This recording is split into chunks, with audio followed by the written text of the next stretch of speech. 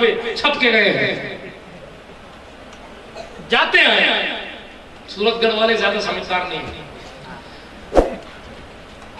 تو ہمارے یہاں جودھ پور میں ایک علاقہ محکوم کی مسجد کا علاقہ، وہاں ایک تیلی تھا، وہ پہنچا ہوا وہاں اجمیر، جو مناظرے کرتا نہیں جانے دے، تو ایک سنی نے پکڑ لیا، تو یہاں کیوں آیا؟ وہ دوست کی منت اتارنے آیا۔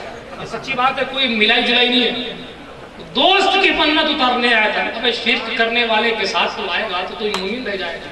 ایک دیوبندی تھے ادھر کے، ادھر بہار بنگال سائیڈ کے، وہاں سے آئے، دیکھا صاحب مناظر تھے صاحب، کوئی ہمارے جیسے پھرنے والا آدمی مل گیا، پہچان لیا، ارے بابا آپ یہاں کیسے؟ کہا چپ رہو کہنا میں، کیوں؟ تم تو تقریروں میں چیخ کے کہتے ہو مزاروں میں جایا مت کرو، حرام ہے، ایسا ہے ویسا مت جایا کرو، تم خدا نے؟ کئی ڈاکٹروں کو دکھا لیا، کئی جگہ گئے، کام نہیں بنا۔ آخری دہلیز ہے، ہو سکتا ہے غریب نواز نظر کرتے ہیں تو اولاد ہو جائے گی۔ 10 سال ہو گئے شادی کو، اسی لیے آیا۔ تو مجھے صاحب دنیا کو تو کہتے ہو غریب نواز بیٹا نہیں دیتے، خود مانگنے چلے آئے، وہ دھندے کا سوال ہے، اس میں انٹرفیئر مت کرو۔ یہ سچویشن ہے، وہ فقیر بھی 10 روپے دے دو، غریب نواز 10 روپے دے دو، یہ بھی کوئی قسمت کا مارا پہنچا، تو نے کہا چپ، وہ چپ ہی نہیں ہو، یہ گئے حاضری دے کے واپس آئے تو دیکھا ہوا، پھر بھی کہہ رہا 10 روپے دے دو، 10 روپے دے دو، 10 روپے دے دو۔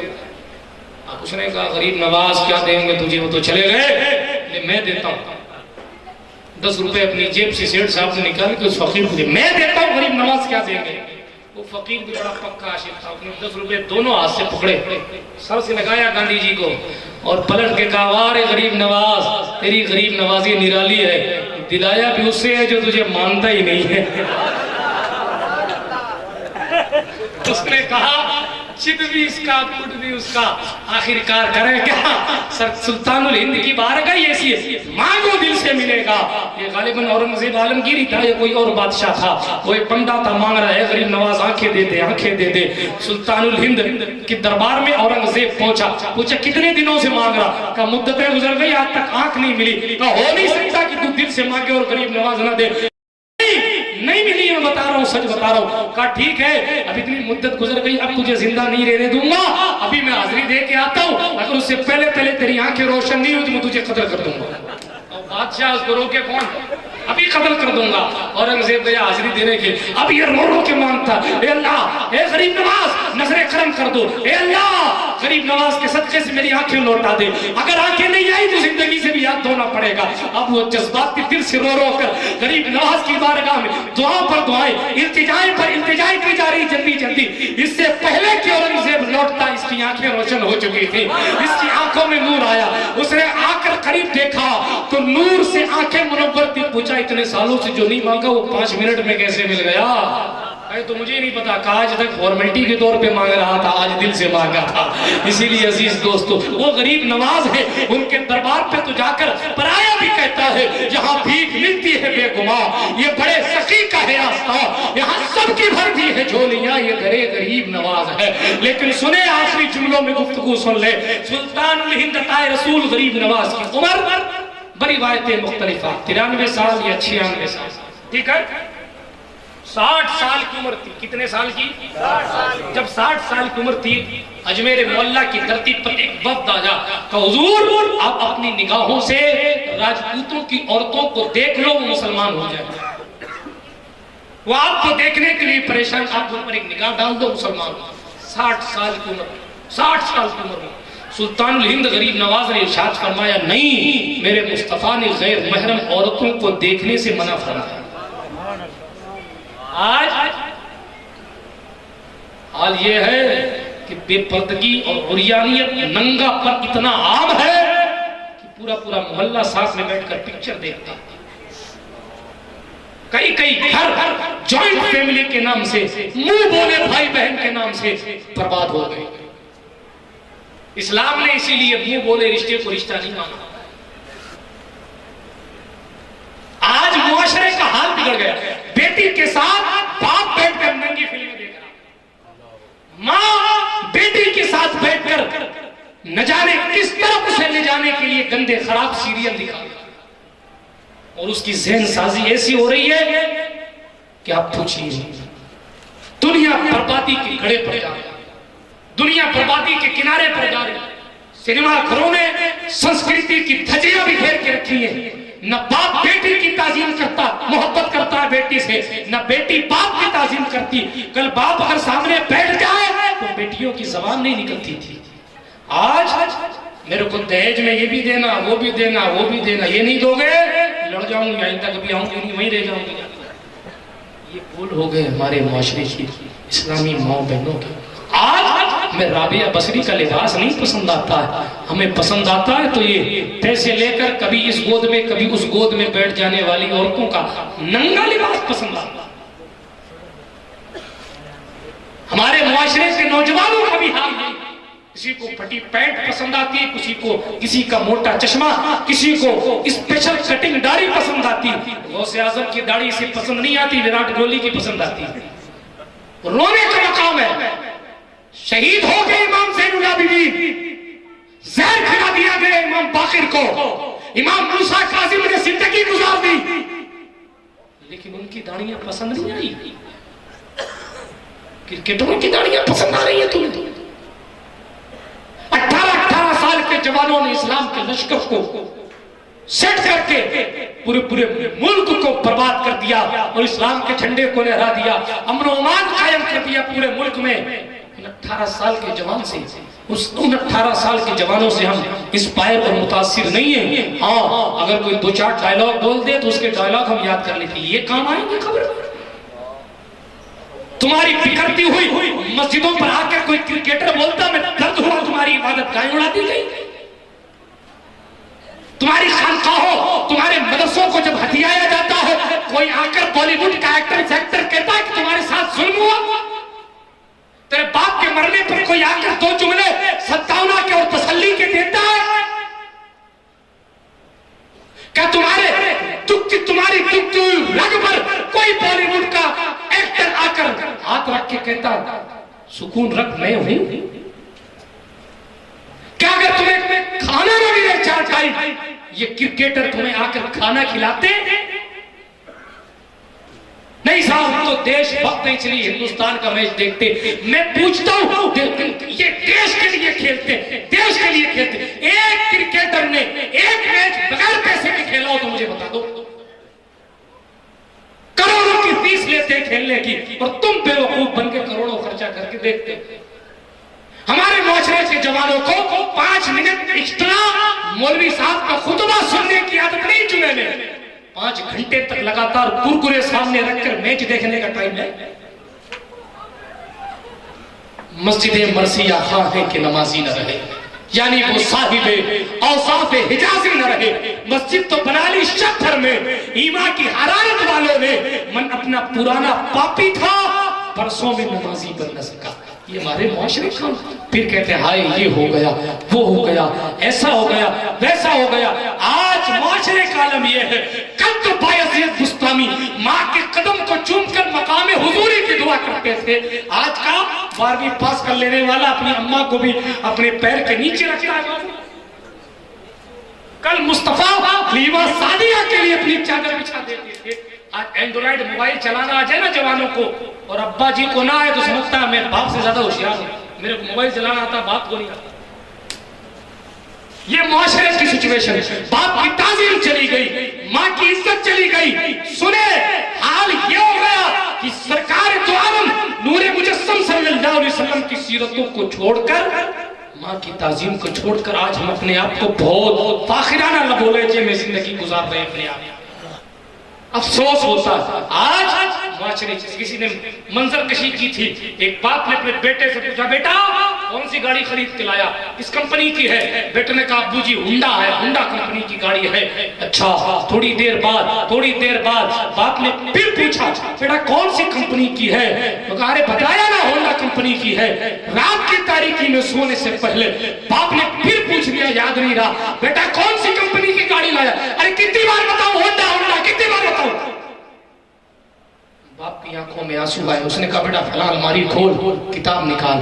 کاپی نکالی گئی, فلاں پیج کھول, پیج کھولا گیا. اس میں لکھا تھا, باپ نے اپنے ہاتھوں سے لکھا تھا کہ آج میرے لیے بہت بڑا خوشی کا دن ہے کہ آج میرا بیٹا بولا ہے، اور بول کر اس نے 25 بار چڑیا کے بارے میں پوچھا، ابا جی یہ کون ہے؟ میں کہتا چڑیا ہے۔ وہ پھر پوچھتا اس کا نام کیا ہے؟ میں کہتا چڑیا ہے۔ وہ پھر کہتا اس کو کہتے کیا ہے؟ میں کہتا چڑیا ہے۔ وہ 25 بار تو نے پوچھا اور میں نے خوشی کے ساتھ 25 بار بتایا تھا کہ یہ چڑیا ہے۔ آج تو میرے سوال کا 3 بار جواب دینے میں چڑ جاتے ہیں۔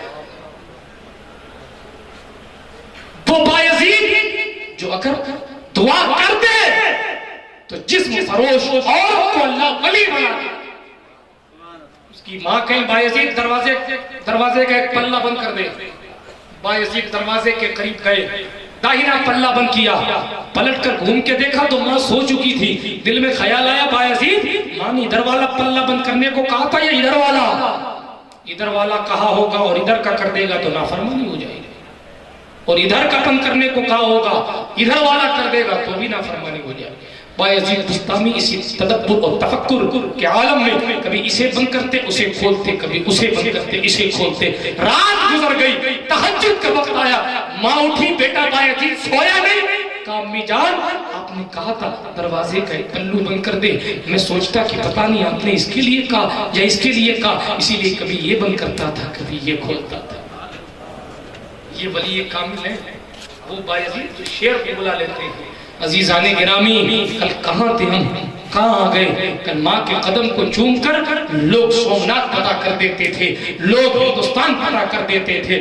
آج کی تاریخ کا عالم یہ کہ ماں کے قدموں تو کچھ سمجھا ہی نہیں جا رہا۔ پیر صاحب کے پیر چھونے سے کچھ نہیں ملے گا جب تک ماں راضی نہیں ہے۔ میں بڑی ذمہ داری کے ساتھ کہہ رہا ہوں، ہوائی فائرنگ کرنے کی عادت نہیں ہے۔ اگر چاہتے ہو کہ تمہیں سربلندی ملے تو پیروں کے پیر ہو یا ان پیروں کا دادا مصطفیٰ پاک ہو، وہ دنیا کو درس امن دیتا ہے، درس محبت اور درس عبرت دیتا ہے کہ جب حلیمہ سعدیہ آ جائیں تو مصطفیٰ خود چادر بچھا دے حلیمہ کے لیے۔ اس لیے کہ لوگوں ترقیاں چاہتے ہو تو ماں کے قدموں کو چومو۔ سرکار غریب نواز معین الدین حسن چشتی سنجری اجمیری نے ہمیں دین سکھایا ہے۔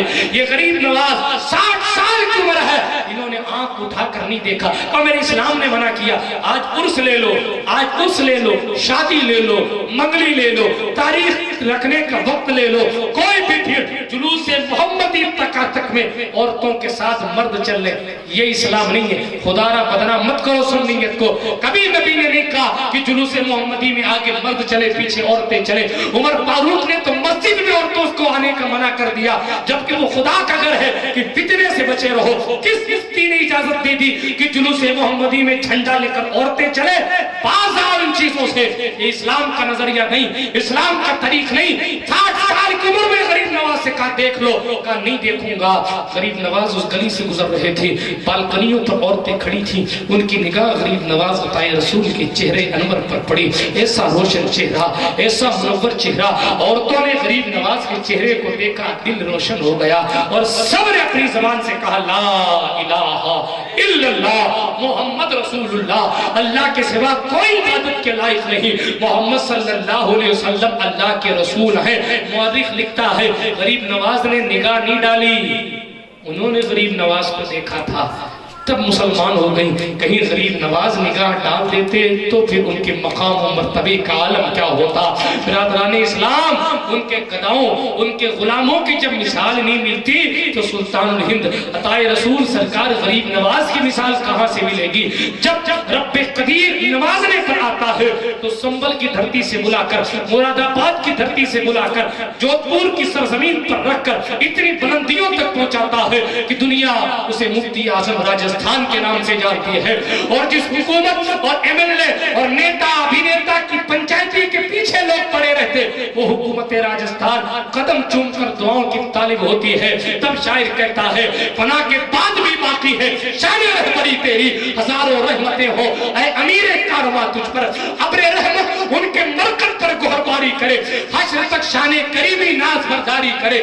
جب جنازہ اٹھا مفتی اعظم راجستھان کا، یہ علماء شاہد ہے، آپ نے اگر اپنی نگاہوں سے دیکھا ہو، نہ ہو تو اخبار پڑھ لینا، چینلوں کو دیکھ لینا، راجستھان کے چیف منسٹر کے جنازے میں اتنی پبلک نہیں تھی جتنی مفتی اشفاق حسین کے جنازے میں تھی، اس لیے کہ دنیا والوں کو ایک بار پھر خبر دی جا رہی تھی کہ بادشاہ اور ہوتے ہیں رب کے دربار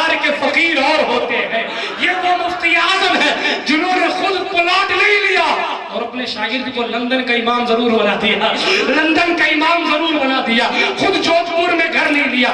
آج ایک کی امامت ماتا 20 چل جائے ان کے پاس پلاٹ بھی ہو جاتا، گاڑی بھی ہو جاتی، بلا ٹھکا ساری سہولتیں، بہت اچھا، اللہ برکت دے، خوب نوازے۔ مگر جن کے مزاج میں فقیری ہوتی ہے وہ تو کہتے ہیں یا رسول اللہ ہمیں تو آپ کی فقیری پر ناز ہے، نہ تخت پر ناز ہے، نہ تاج پر ناز ہے، ہمیں تو آپ کے دربار کی غلامی پر ناز ہے۔ سلطان الہند اے رسول والی ہندوستان کے دربار میں رہنے والے جسے دنیا صوفی حمید الدین ناگوری کہتی ہے، غریب نواز کا دریائے رحمت جوش میں تھا، کہا مانگ لو جس کو جو مانگنا ہے، سب مانگتے رہے مگر میرا صوفی کنارے کھڑا تھا، کچھ نہیں مانگا۔ غریب نواز نے خود پوچھا حمید الدین کچھ مانگتے کیوں نہیں؟ کہا سرکار دنیا نہیں چاہیے اور جو کچھ آپ نے دیا ہے وہ کم تو نہیں ہے۔ عزیزان گرامی یہ وہ لوگ ہیں جو رب کی بارگاہ میں اگر سر جھکا دیتے ہیں تو رب ظلمن ان کی بات کو پورا کرتا۔ شرط یہ ہے کہ ہم پلٹ کر آئیں، اسلام کو سمجھے۔ آہا کرنے سے آہو کرنے سے کچھ نہیں ہوتا۔